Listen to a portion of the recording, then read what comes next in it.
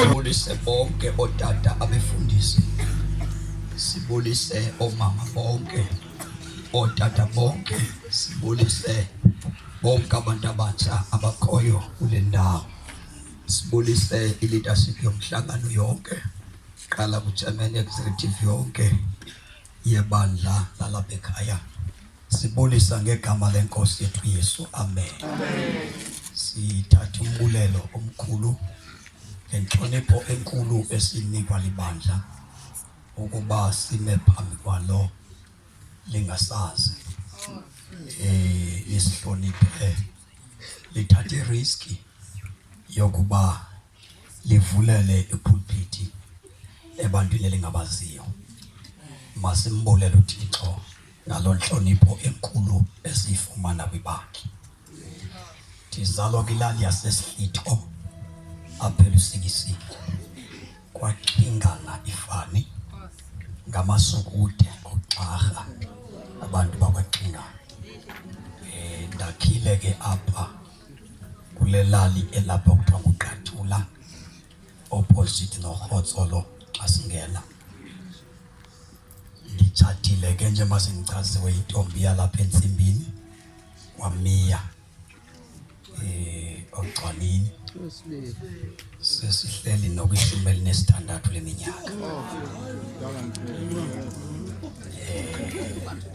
Ndiyathanda uba ndisichaze ngoba isiqu esi sam silingana nabantwana. Siyambonga ke uThixo ukwandenza ndamhle, wenze uba ndingakhawulezi ndiguge.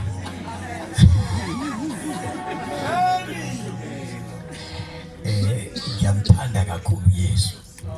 Sibulela kakhulu ukubona nomfundisi umgoduka ephakathi kwethu. Ndisindisiwe, ndamamkela uYesu. Saxolelwa izono zam. Andizalwanga ngabazali ababesindisiwe, ndazalwa ngabantu ababengasindiswanga. Ngaba nokuzalwa kwamakufani nokwabantu, ndazalwa ngokwahlukileyo ebantwini. Ndakhulela kwikhaya lasekhaya. Izangoma zazikhona, inyanga kwakunyangwa phaa ekhaya. kodwa lafika ivangeli. Amen. La uhlangula owami umphefumulo. Ngumntwana kaThixo. Dathatha le nkosikazi Phayikhaya umtshato omhlophe waqalwa ngami ukubonwa ngo-2008 ngoMeyi nge-3 kaMeyi ndathola la nzwakazi. Amen. Ndiphila nayo ndafumana ke ubizo lokubizelwa kuKristu. Siyabonga kakhulu umfundisi uNtongane, bekumnandi kakhulu emini apha. Ndathi andenzanga mpazamo uba ndikhansilishe i-commitment ebendinayo ndizohlala apha. Ndifumene into enkulu kakhulu, nokumnandi uba siva abantu beshunyayezwa bebizelwa kuKristu, bengabizelwa ecaweni, ngoba impazamo enkulu siyenzile emhlabeni, ngoba abantu sibabizele ecaweni bangabizelwa kuKristu. Sekube khona amagama athi amakholwa enza into ezimbi, kanti kuxelwa ngabantu abangekakholwa. Intona yabasendaweni zokufana babanikwa ukukholwa. Alibonge igama lenkosi. Yambonga ke kakhulu uThixo. Ndahlangana noTata uMgewu, I think it was 2000 kwaNcoya kula mission yaphaya. Ndaqala ukubabona phaya, attend i-conference yabantu abatsha, ngoba safumana ivangeli elalingehlukaniswa umuntu uba icawe ebhethele yethile.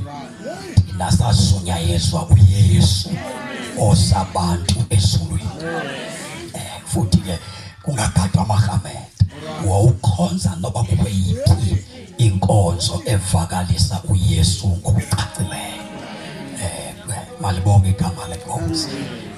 OTata uMgewu, umfundisi uMgewu ongasekhoyo ixhego, sasikwenza ukukhonza nalo. Malibonge igama lenkosi. Sikhuliswe ke evangelini ethi umuntu xa esindisiwe edibana nomnye osindisiweyo udibana nowakwabo. Ngoba uma umuntu esindiswa ubizelwa ebungcweleni bukaThixo.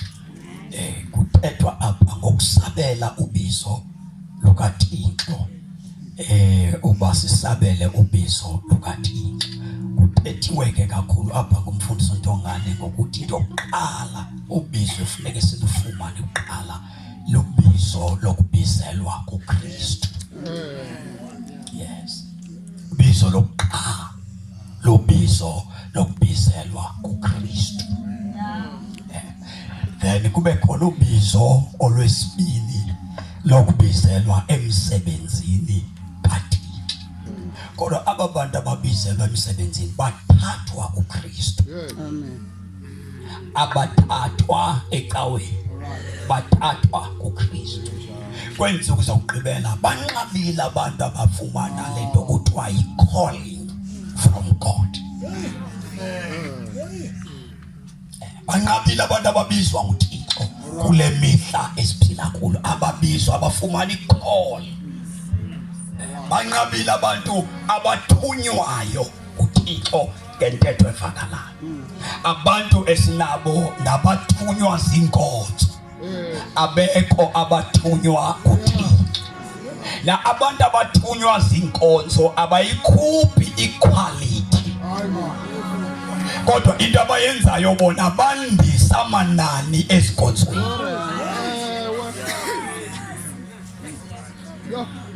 So abantu abathunywa zinkonzo bandisa amanani ezikonzweni, equality ayibikho. So equality ye-Christianity, yenkolo yobuKristu, izalwa ngabathunywe uThixo. Amen. Na ukuba bayancipha abantu kule kolubizo lokuqala oba babizelwe kuKristu, ngoba kuKristu kulapho abafunyanwa khona nguThixo. Then uThixo abathume ebathatha kuKristu. Amen. ngoba kuKristu kulapho uThixo asihlobanisa khona nabantu.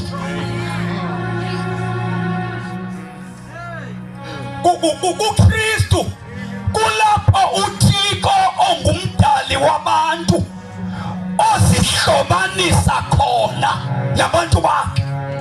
So abantu bengekafiki kuKristu ababinabudlelwane noThixo, ngoba kuKristu apho kwakhiwa khona ubuhlobo phakathi kwam noThixo, bakhelwa kuKristu. That's why call yokuqala funeka abantu basabela ubizo kuKristu. Amen. Kuzofela ke ngoku abathunywayo. Phaya ngaphambili kwakuba khona abantu belele bavuke besithi kuthiwa mandothandaza emzini othile. Batsho baye kulo mzi kube khona isidingo ngoba babethunywa, ngoba babefumaneka kuKristu abantu. Ngela sifunde ke le ncwadi kaLuke chapter number 24 verse number 46 no 47 then no 49. Sibe sesiyathandaza ngegama lenkosi. Le ncwadi yabase kaLuke 24 verse number 46 and 47 then no 49. Sithandaze. Siqonda ekhaya nithini na masi kalutho asikholwa lapha masi sombona ohlala naye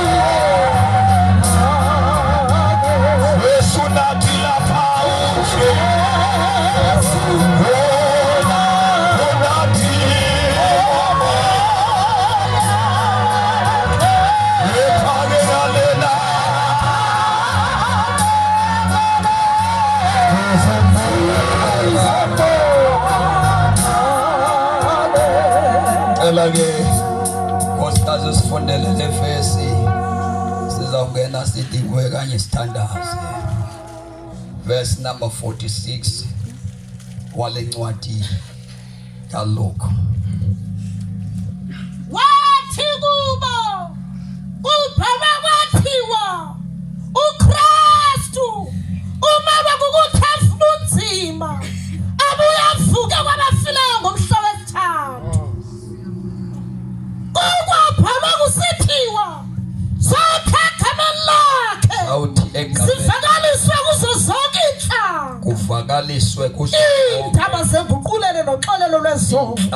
Indaba zenguquko uqalelwa eJerusalem nokuxolelwa kwezono. Thandaza ke nkosikazi. Izwi lakho liyaphula. Liyaphula. Ngoba lona libona ungaphakathi wethu. Lona libona umfaneleko wangaphandle kodwa libona ngaphakathi. Thetha nathi ngezwi lakho kuphela, ngezwi lakho kuphela, ngezwi lakho kuphela. Thetha ngalo, thetha ngalo, ngezwi nje kuphela. Thank you, Lord. Siyolunga komsuzo, silungise ngalo. Yenza silungele izulu lakho, ngalo izulu lakho. Thambisa umkhonzi wakho, take control ngegama likaYesu. Chapter 3 wesenzo silomfundo verse 19. Ngifuna ke sijonge lamazwi ngoba ukusabela ubizo lukaThixo kubonakalisa ukumthobela. Okokuqala xa kuthethwa ngobizo lukaThixo kufuneke wazi into yoba lo muntu okubizayo ungubani kuwe. Lo kubizayo ungubani kuwe. uThixo xa sithetha ngaye singamakholwa sithetha ngobawo wethu osemazulwini. Ngamanye amagama uThixo ungutata kuwe.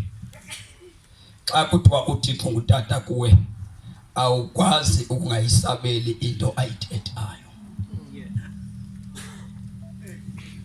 Ukusindiswa kwami esikolweni lakhonza uThixo ngoba uThixo akakuthumi ngoba ubizo olulokuba asibizele kuKristu lenza kufika kuKristu uyasithuma uThixo.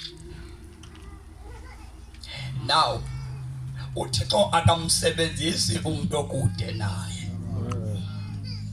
Phambi kokuba uThixo athethe nomuntu uqale amsondeze. Ilando bekuhlelwe kakhulu emini kwindaba yokuba sibizelwa kuKristu. Ngoba kuKristu kulapho uThixo asihlobanisa nathi khona. Sikwazi ukuqhelana nelizwi lakhe uThixo. Sikwazi ukwenza imfuno zakhe uThixo. Singekaboni into esiyisa kwabanye abantu kuqale wena ufunde ukwenza into ethandwa nguThixo. Wena ungekayothi ebantwini mabenze, aqale uThixo enzise wena ukuthanda kwakhe uThixo. Now sifumana lamazwi ashiwa uYesu ngoba abantu mabesiya kuKristu babizwa bekude noThixo. Babizwa abantu njengoba bekude noThixo benazo izinto abazenzayo kwezindawo bahleli kuzo. Number 2, njengoba abantu behlukene noThixo bayazenzela abantu into abazoyingqula ngoba abantu abahlali benganquli. Abantu bakhelwa ukunqulwa kwasekudizayinweni kwabo. Abantu badizayinelwa ukukhonza. So ukuba abantu abamkhonzi oyena Thixo ikhona into efuneke bayikhonze ngoba akahlali umuntu engakhonzi. Impilo yomuntu nje impilo yokukhonza. So ukuba ubenelishwa lokuba umuntu angamazi uThixo ongumdali wakhe, ikhona into ezawungena endaweni yalo Thixo nguye uthi wena uthandaze yona. Na uma ke uKristu lo efika ekusunyayelwa abantu bebizelwa kuye, kukho izinto ofuneka bephendukile beguqukele zona. Lento ibenza abantu sithi sebephakamise izandla kodwa sibabona bathi abafikanga kuKristu kodwa nje basuke bafika ecaweni yethu. Bathanda thina, bathanda iprogram zethu futhi sitho sibenze babe sezikomitini zethu kodwa bengakhange bafike kuKristu. Basunya Yezwa basiphakamisa izandla kodwa bafeyila ukufika kuKristu. Bayifundi inkosi. Abanye abantu bayakwazi into abafundisi benkonzo bakhokhela amabandla kodwa uKristu lo bengamazi. Babe ngabafundisi benkonzo uKristu bengamazi. Once uKristu bangamazi umoya ingcwele abazomazi. La kuyizinto ke ezivimba abantu bangafiki kule nto ibithethwa nguThixo apha emini yokuthi abantu basabele ubizo lukaKristu. La uJesu ke xa sifunda le ncwadi nkosikazi sifuna uyifunda usiya apha umyalezo emawushunyayelwe ngabafundi ngoba imessage mfo kaMgoduka iyabenza abantu bangayi kuKristu. Imessage eshunyayelwe ezikonzweni iyabenza abantu bangacacelwa uKristu. Imessage ngoba abantu kuze bakholwe basabela ubizo bayiliva ngenxa yemessage eshunyayelwa phezu kwabo. Na uJesu xa izohamba ubanikeza umyalezo ababizileyo wabathuma. Uthi xa izohamba 1 ngalo lonke ixesha uYesu engekabethelele iingqondo zabafundi zazinento ezingayaziyo ukuba azityhilwanga, zivaliwe, zinikwe nje ulwazi oluthile. Kodwa xa izohamba uYesu lithi iBhayibhile wazityhila iingqondo zabo ukuze baziqonde iziphawu. Waqala uYesu wathetha la mazwi. Funda nkosikazi. Wathi kubo kubhaliwe kwathiwa uKristu umele kukutheza ubunzima, ufanele babuve ubunzima, abuyavuka kwabafileyo, efe ubunzima avuke kwabafileyo. Kumhla wesithathu uthetha into Yesu eyenzekileyo. Ngesikhathi senzeka aba bebesilwa nalento yenzekayo. uYesu utolika iziphawu uthi le nto niyiboniso ibimele uba yenzeke kanti kuKristu ukuze ngosuku lwesithathu luvuke. Le nto yenzeka izolo ichaza ukuthi uKristu bekumele behlelwe into enje. Funda.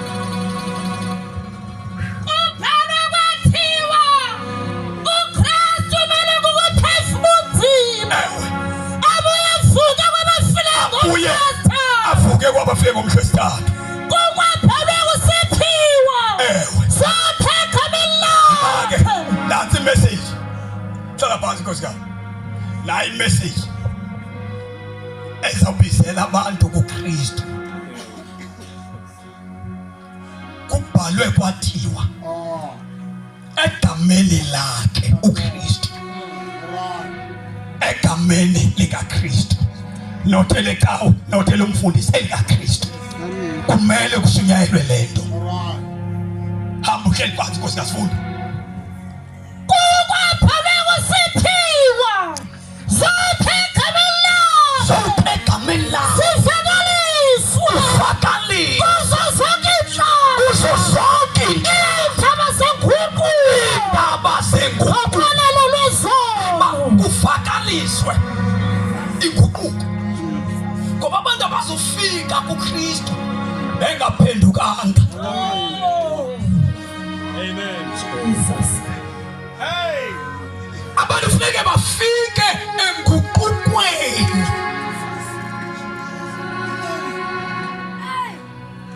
Egameni likaKristu into funeka ipreachwe inguquko. Inguquko ikutsalela umnyango ngoba tasele usabela ikholi yobuKristu kaKristu uyazibona izono zakho.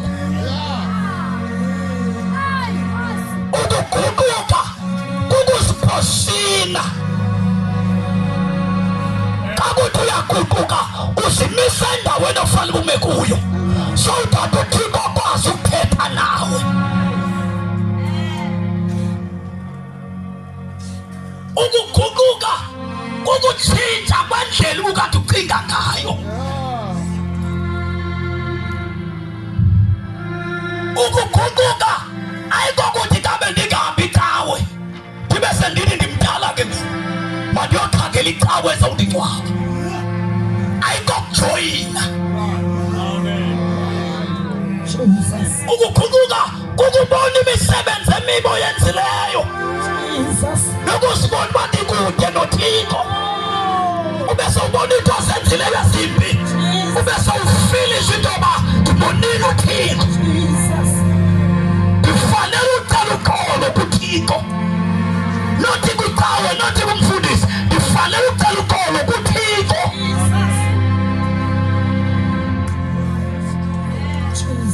Awukafika ecaweni kodwa nguwe nesenzo zakho noThixo wakho. Abantu ma bekhonza uThixo besokola, besokolisa ezikhonzweni, khangela wangena kanjani lo muntu. Umuntu ongena ngoquko akakwazi ukuthi sorry. Umuntu ongazange aguquke akakwazi ukucela xolo.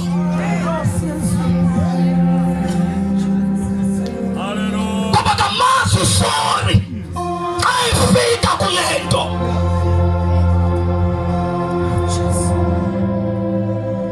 Inguquko ukusikhangela wena uzibona ungafanelekanga, ukuthandaza uThixo osezulwini ngenxa yemisebenzi emibi oyenzileyo. Ube sowusiphuphi nalo Thixo. Ndifuna ucela uxolo kuThixo. Lithi ibhayibheli umfana wolahleko wathi akubuyele esingqondweni wathi ndiyakusuka. Ndiyakusuka ngoba inguquko ihamba nokusuka. Awuthi kuba unganxibi itayi ubone ufake itayi ufake isuti sithi ke ngokuphendukile. Usecaweni neyuniform unxithwe ibhatyi yenkonzo kuthiwa lo mzalo ngumzalo uguquye. Inguquko ayithethi nothi ithethe ingaphakathi. Noba singatshintshi isinxibo sam, noba ndingatshintshi indlela yokuhamba, kodwa intliziyo ingatshintshi, ndizawungcola ndiphakathi enkonzweni. Zabulala abantu ndingumfundisi, zawulimaza abantu ndingumfundisi, zawuthakatha abantu ndingumama omkhokheli, ngoba zange ndiphenduke ekuthakatheni.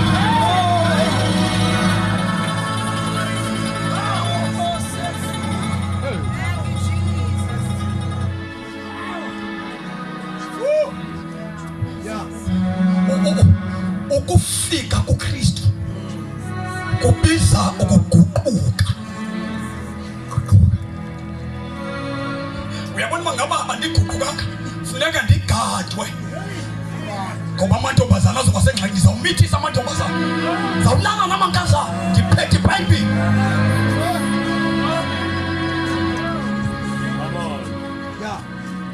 Ayiphumli inkosi xa irhugule abantu abangaphendukanga. Ayiphumli inkosi, ilwa njalo inkosi, xatyanwa njalo ecaweni, kunyazwa nanjalo ecaweni, uthuba liphele ecaweni. Inguquko iphethe into enkulu. Ngeke sibonane njengabantwana bakaThixo singaguqukanga. Siyalwa silwa ngesikhundla, silwa ngesikhundla. Uba kuzowenyula ikomiti silwe, because asinanxaxheba kuThixo. Siphelele kwesi sasecaweni, asaziwa ngapha. Abantu abangazwanga apha babongisana ngezalapha. Inguquko idlala indima enkulu. Ningabulalana ningebefundisi. isihlalo secawe. Because anginasihlalo kuThixo. Xa ungagugukanga unandawo kuThixo.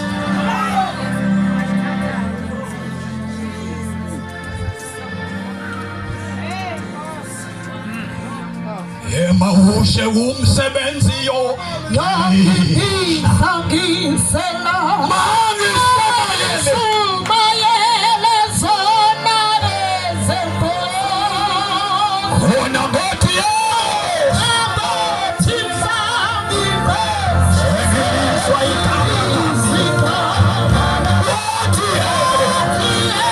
apasina kumina kufanele kusunyayelwe inguquko. Siyele inguquko le. Uthe utata uNtongane wathi amaKristu anda kancinane. Uyazi nje abantu basande kancinane siyalwa thina. Endana yokushumayela siyalwa. Thina endaweni yokuhambisa i-good news siyalwa. Icawe ilwa yodwa abazalwa behlelo linye baxabana bodwa because bakhonza bengaphendukanga. Ukukhonza singaguqukanga sijike nje safatha impahla yecawe, inhliziyo zethu zinjalo. Silahla ukuthakatha xa siguqukile, silahla ubuthi xa siguqukile, silahla ugeqesho xa siguqukile. Glory to Jesus. Glory to God. Jesus. Kukuba silahlwayo silahla inkohlakalo. Jesus. Umuntu ephendukile akusunyayelwa inkohlakalo. Uthi mayiphenduka ususa inkohlakalo kuye so that kasikhonza bakhonza abaguqukileyo. Inkinga yethu kukungaziwa nguThixo, sazane sodwa.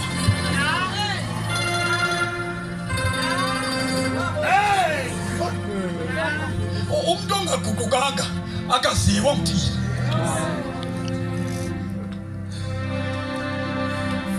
Kukwindaba kaMoya Ingcwele esokolisayo kule mihla yethu. Abantwana bethu banamhlanje baqala badlala ngayo.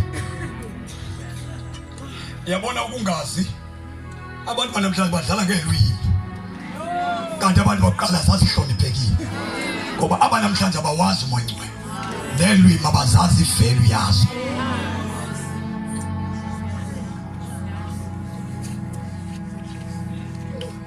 Ukungaphenduki kuthatha into kaThixo yexabiso uyirhuqe phasi.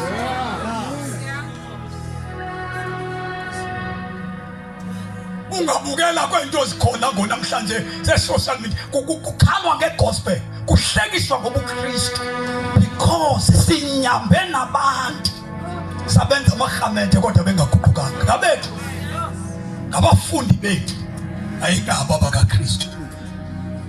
Xa uThixo efuna ukubathuma akanabo abakhe, kukwabethu.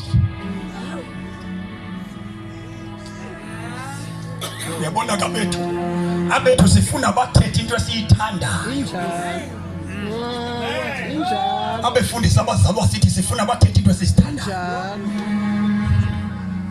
Umfundisi uthetha into engafaniyo nawe, funeke mthekwe lo bandla ngoba uthetha into ongayithandiyo.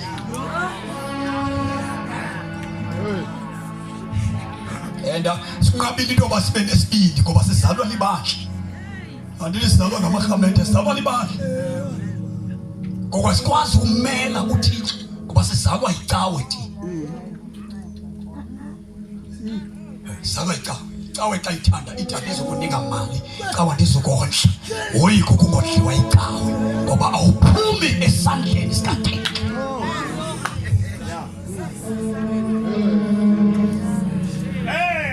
Abethu siyabagrogrisa ngokulamba.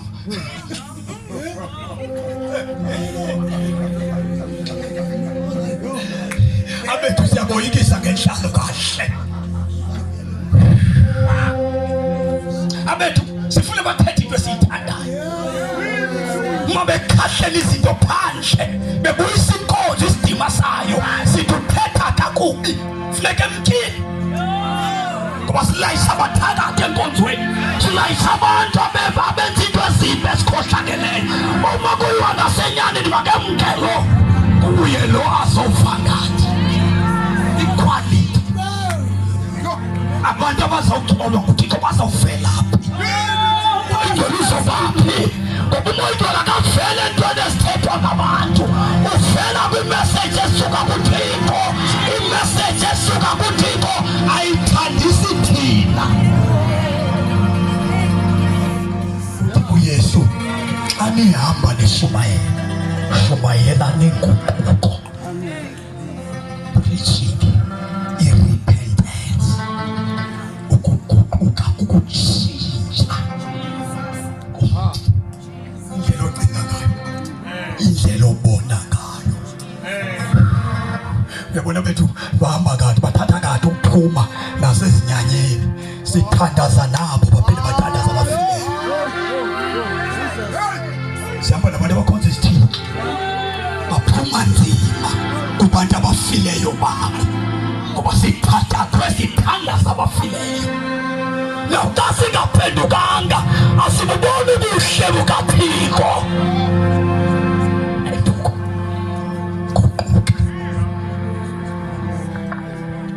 Funda nkosikazi, kusunyayelwe inguquko, kuphinde kusunyayelwe uxolelo lwezono. Yes. Zenzo chapter 3 verse number 19.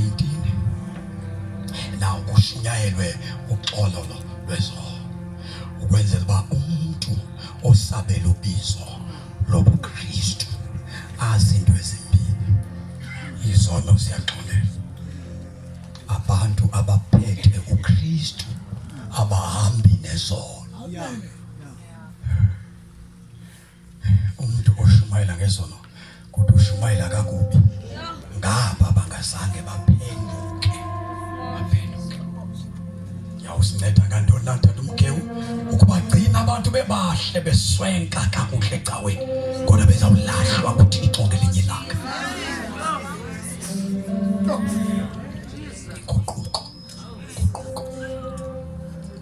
Inguquko idla imimoya. Yabona imimoya engcolileyo ukwaguquka awuphindi ube nexhala lokuthakathwa. Awuthakatheki. Xa uguqukile awudingi muntu ozokudilivarisha, ozokukhulula ngokwakhe. uKristu ubakhulula abantu ngokwakhe abaguqukileyo. Hayikhaya ntendathandaza mna ndaguquka kukhona igqirha elingumalume eliphilayo. Ndayibona le nto ngo-99 uba iyaphila. Mhla umalume wam eyinika amayeza akhe endlini silele kunye. Ndilele. Kanti ndilele nje ndabona inyoka ndilele ikhotha amayeza kamalume. Ndilele. Ngoba into yethu noba silele kodwa ilale. Oh my God. Indaba yokusindiswa into enzima, imfihlelo, indaba yokusabela ubizo lukaKristu. Ikhotha amayeza. Yenza impazamo le nyoka xa igqiba kwakhotha yaphakamisa intloko ngathi izawubetha mna ndilele. Ndakhalima ndilele. Ndingafukanga. Ndakhalima ndilele. Yancipha inyoka, yancipha. Yoyiswa ligama elithi Yesu. Wakhala umalume, ndavisa ethuswa siso. Wathi umalume mtshana ubulala ithongo lam. Ngabe ndilele. Bulala ithongo ndilele. Ngoba into ephezu kwami inamandla. Imani bazalwane, ayikho into enamandla ukwegqitha uKristu. Ayikho into enamandla ukwegqitha uKristu. Ngoba ngabe ungangaboni into eyenzekayo namhlanje ungesuki kuKristu, ngoba asikho ispirit esinamandla ngaphezu kwespirit esikuKristu.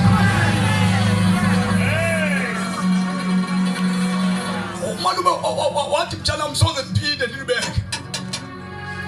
Bakuhambi wena kuzohamba mna. Andindawo. Oba nami kusekhaya apha nalo lenye ikhaya.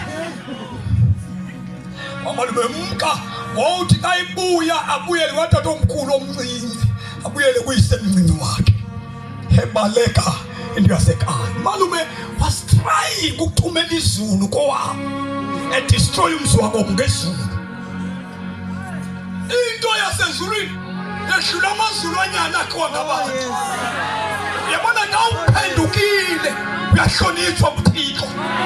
Xa uke waguquka uThixo uyamhlonipha umuntu ozisolayo ngezono zakhe.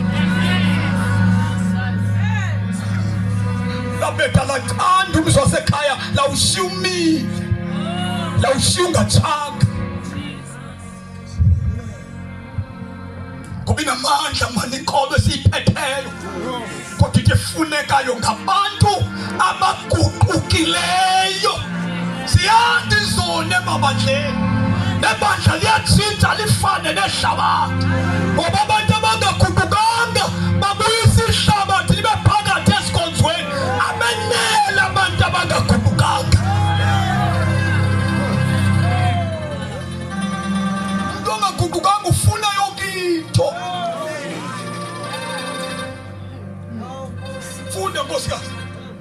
Verse 19. Gugukani. Sisiyabizwa. Nibuyela kuThixo. Sibizelwa enguqukweni. Buyelani kuThixo. Ukuze zicinywe izono zethu. Siguquka sibuya. Siyacikwa izono zabantu abaguqukileyo babuya. Izamfuka ngambuya. Siyathandaza noma ungajoyini icawe. Xa ungekaguquki umsingele uThixo. Uyakhwetshwa, uyabizwa. Guquka.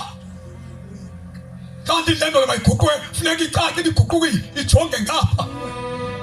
Kuthiwa le ndoda iguqukile. Ayikenzi into le ndoda xa imipha. IBhayibhile mayibuye. Imani le ndoda ibiphaya iyale. Shumayeli umshumayeli. Guqukani. Nibuye. Le ndoda ime ijike ibhekise ngapha. Siyithathe le ndoda siyenze ilungu lecawe ibheke nje ayibuyanga.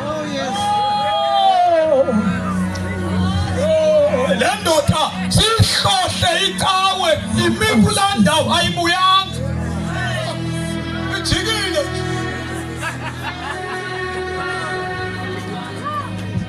Siyitrain. Siyifundise inkqubo yenkonzo. Ingaguqukanga, ingabuyanga. Siyithumele kwii-counselors. Ihambe yofunda ukhansilisha abangcwele kodwa ingabuyanga.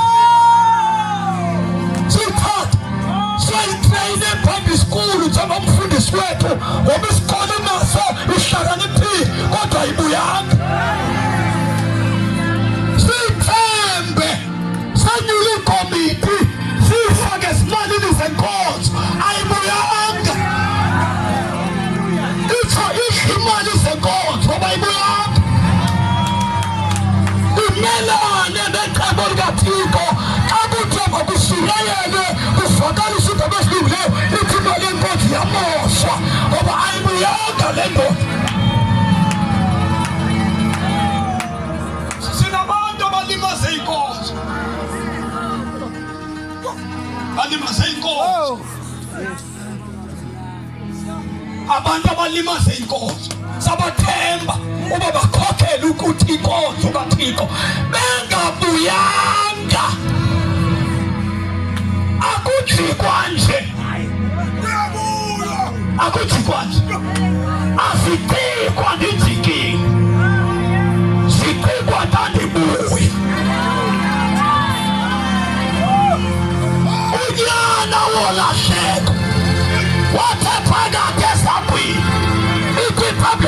Usukele esingqondweni sakhe. Ngoba ukuguquka kusho ukuthi ndiyabuya esingqondweni sakhe. Indlela ebekade ndikhonza ngayo iphiko ndihlala icawa. Kase kufike inguquko ndithi no man. Xa ndingafandwa kukufa ndisenza le nto ndiyenzayo ndobhekaphi.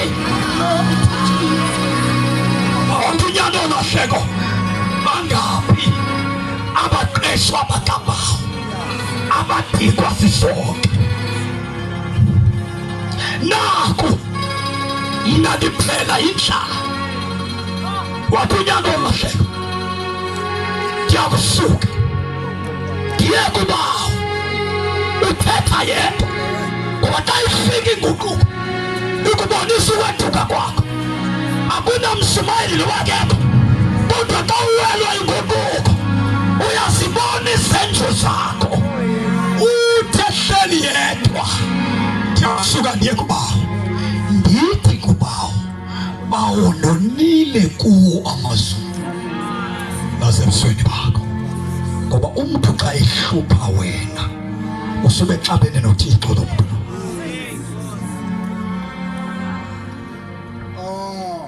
Wathi akugqiba akho zono sicikwayo. Kwase kulindeleka uba athathe istep. Ndiyakusuka. Xa esuka ndiye kubawo. Buyani. Xa ubuya ziyacikwa izono zababuyileyo. Kukho abantu abaphakathi enkonzweni. Kudala phaa xa abantu beguquka kwakutshiswa izinto kuthiwa ziiCalvary, into zokwebiwa. Abanamhlanje zikhona ezo nto. Akekho amasela aguqukayo. Akhona amasela ajoyina inkonzo qha akaguquka amasela.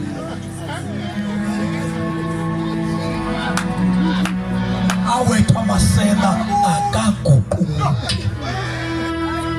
Akabuya wethu. Amasela wethu akabuya. Akha ibhizinesi ngobusela. Anikele ngemali yobusela. Akabuya wethu amasela. Uyabuywa. Uyabuywa.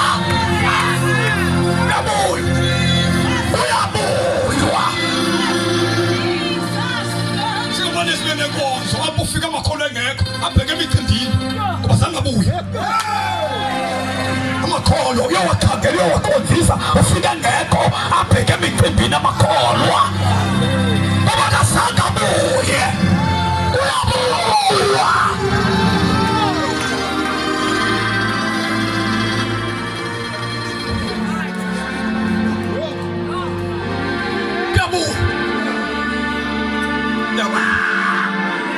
Umuntu ongabuyanga ungamxelela ngokubaluleka kwefellowship. Ayibalulekanga ifellowship kumuntu ongabuyanga. Inkonzo uyakuyo kube ngenangxaki. Izingcwaba zikho, imicimbi ayikho elalini. Ufumaneka xa kungekho nto.